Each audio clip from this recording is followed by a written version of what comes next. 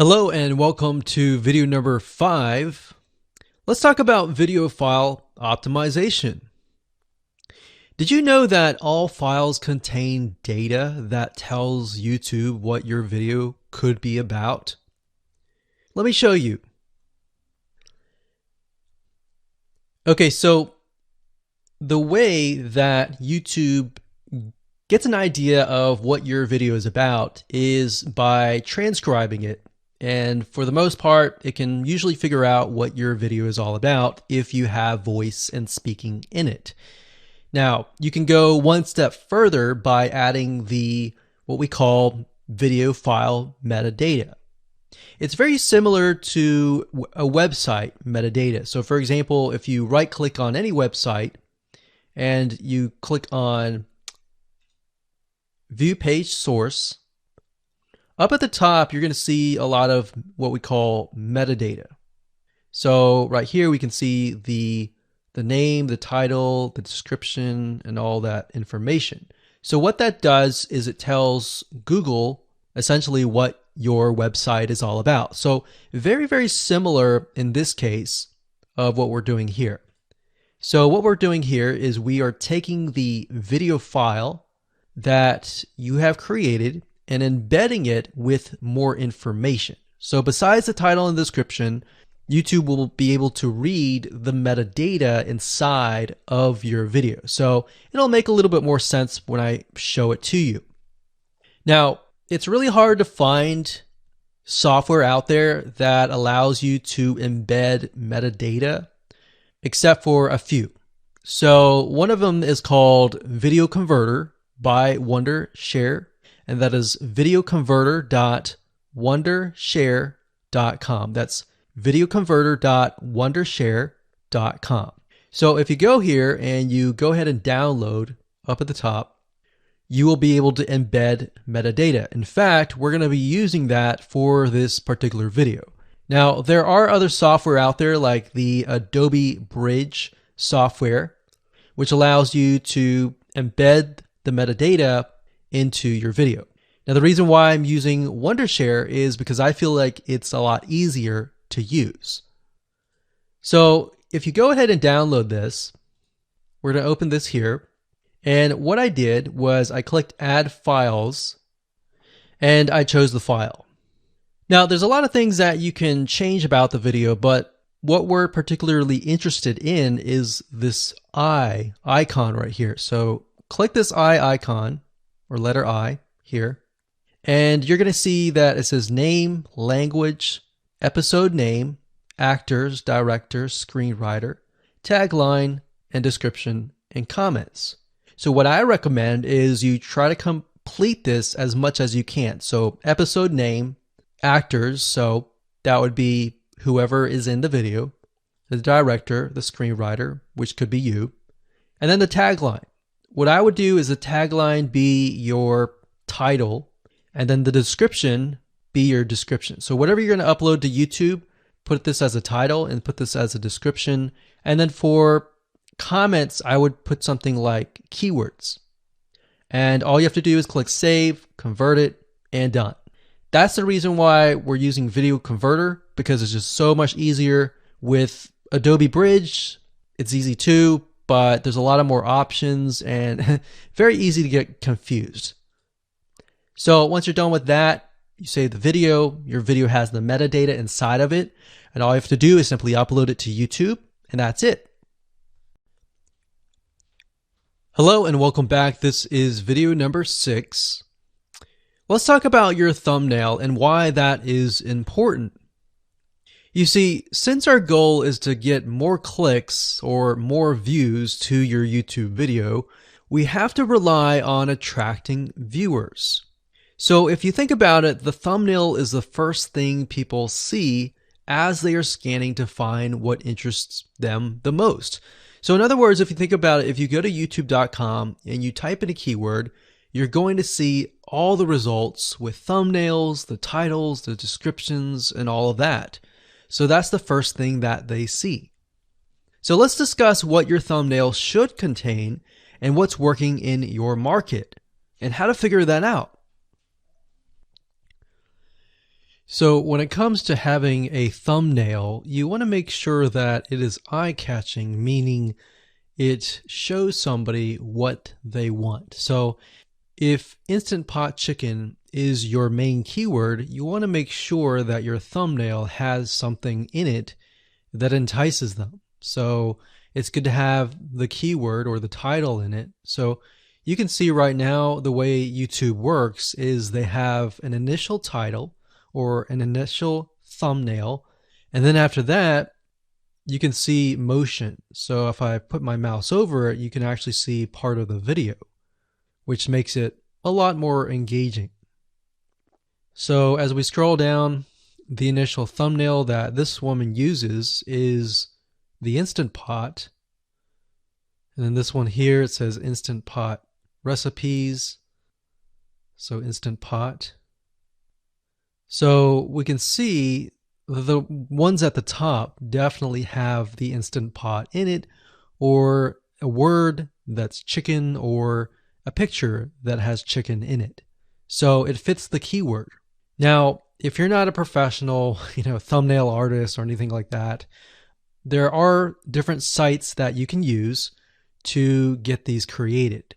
Now, bear in mind that you never want to use a thumbnail that is clickbaity or that lies to somebody, because if they click on it and then the video is nothing like the thumbnail, then guess what? You might get tons and tons of clicks and perhaps views, but you're not going to get people watching your video, which is very, very important, which we'll discuss in the future videos. But for now, there are different elements that you need. So what I recommend is you go to a site called creativemarket.com. That's creativemarket.com. There are other sites like graphicriver.net, but over time we've realized Creative Market has a lot of really good designs. So what we can do here is in the search box, we're going to type in YouTube thumbnail. And we're looking specifically for templates that we can use for the thumbnail. So it says YouTube thumbnail pack. Let's go ahead and open that. There's one here. There are end cards, but that's a little bit different. That basically comes at the very end of your video. So we got urban thumbnails, different types of thumbnails. But the reason why I like Creative Market is buying templates for specifically YouTube thumbnails is going to make your life a lot more easier, especially if you can make it professional. The more professional it looks, the more professional your viewers will click through. So if we click on this, we can kind of get an idea of what we're dealing with.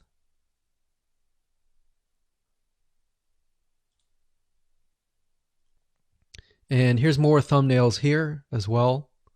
Now, over time, we've realized with YouTube thumbnails, more and more designs are becoming minimalistic, meaning it's not too fancy, but it's got just enough information to tell the person what it is all about. So it could have text, it could have pictures, but you really need to know what your YouTube video is about before you can create your thumbnail. In fact, I recommend that you create your YouTube video first and then you create your thumbnail so that you can make sure that you attract the right person.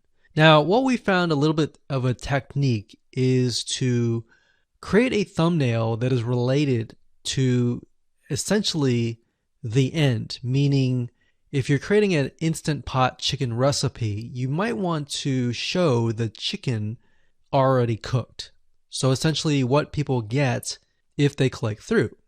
So that way people think, oh, okay, this looks really nice. I'm going to click through. And they're more likely to actually watch all the way through to the end. And that's what we want. We want people not to just click through, but to watch all the way till the end. And that's actually going to help us with the ranking. Hello and welcome to video number 7. Let's talk about video length in more depth. So the big question is, how long should your video be? While yes, most folks have said that your video should be short due to attention span, and that's something that we've talked about in the past, and that definitely worked in the past, and that still is true that people's attention span are short. But today, in terms of YouTube, your video length should be longer, and here's why. Did you know that YouTube ranks your video based on how many minutes your viewer watches? We talked briefly about this in video number 1, but I want to talk about why that is the case. Statistically speaking, most people that we have found, based on statistics that we have seen in YouTube, most people watch about 50% of a video. Even the people that are interested in a video, they watch 50% of a video. So if that, in this case, is a 5-minute video, an average viewer is only going to watch about 2.5 minutes. Now, here's why that is important. If you're competing against someone who has a 30-minute video and their viewers watch 15 minutes, which is about 50%, well, guess what? Even if they can have less viewers than you, they're going to beat you because they have a longer video. So if you got the 2.5, they've got the 15 minutes, they can send less people and still beat you. And YouTube will favor them in the end. Now that, of course, is assuming that the views are legitimate and people are actually watching. And that's why user experience is so important. So to give you some real life practical application, let's hop on over to YouTube and I'm going to show you proof that this works. Okay, so let's take what we learned and what we just discussed and apply it to some real life practical application. So if we head on back over to youtube.com, we type in the keyword Instant Pot recipes, we can see this one, and this one. So let's go ahead and open these up. So we got this one, and this one. So that's 1, 2, and 3. The first one has about roughly 8 minutes or 9 minutes. We'll say 9 minutes. The second one has about 27 minutes. And the third one has about 20 minutes. Okay. So essentially the second and third have about double the amount of time. So like we talked about, most people watch about 50% or less, and then they quit. That's the average, right? So if that's the case, this person here, even though they have more views, see that? 800,000 views, even though they have more views, they're competing with somebody with a 30-minute video. Essentially, it's 27 or 28, but close to 30. So if we round that, we'll just say this is 10, this is 30, and this is 20. All right, so let's keep it at even numbers. So if that's the case, there's 4 minutes here, 15 minutes here, and 10 minutes here. So this means that the person with the less amount of minutes, they're going to need a lot more views and a lot more people watching it.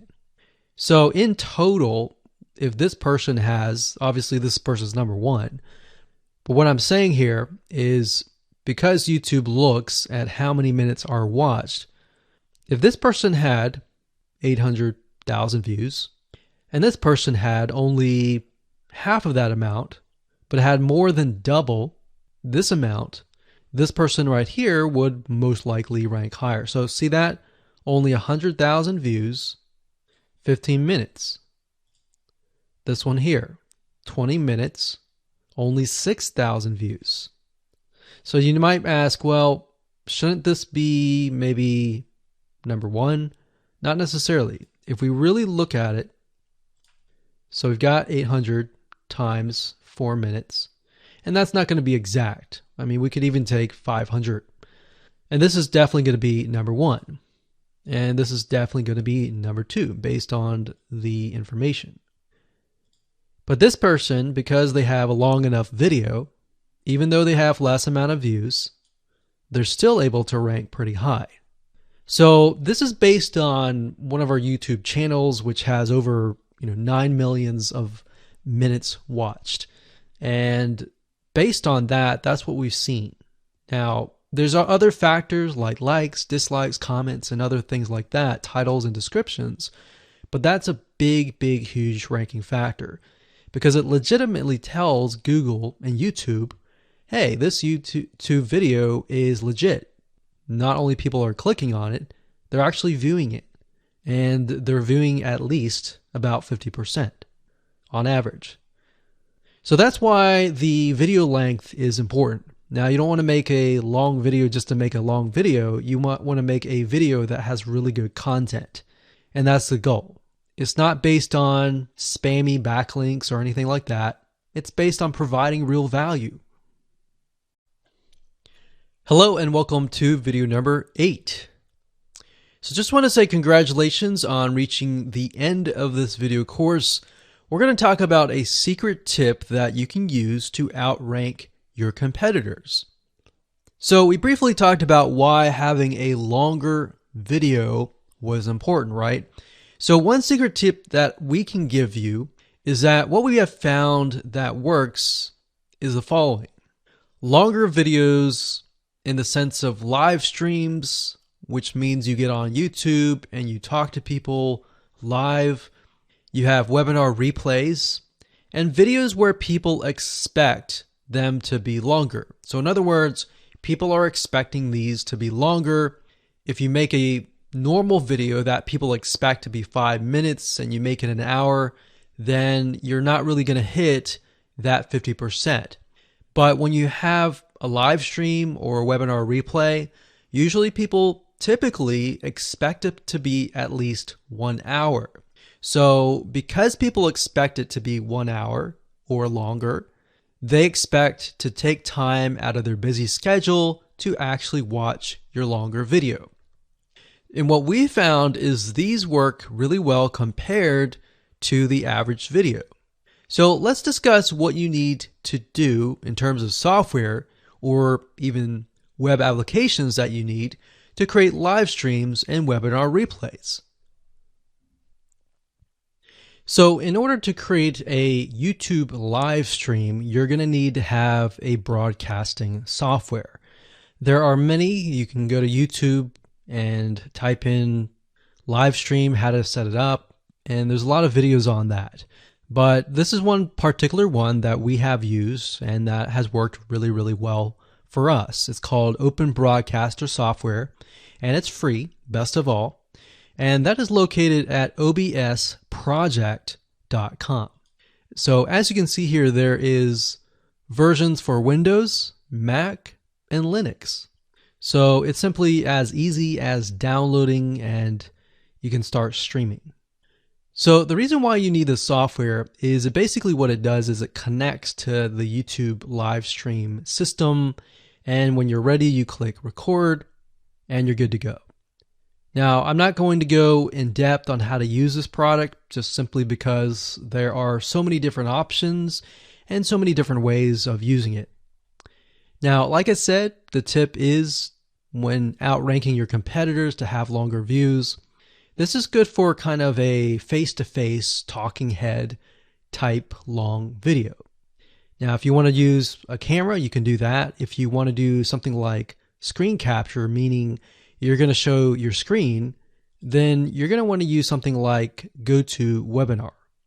And you can go to gotomeeting.com/webinar to do that.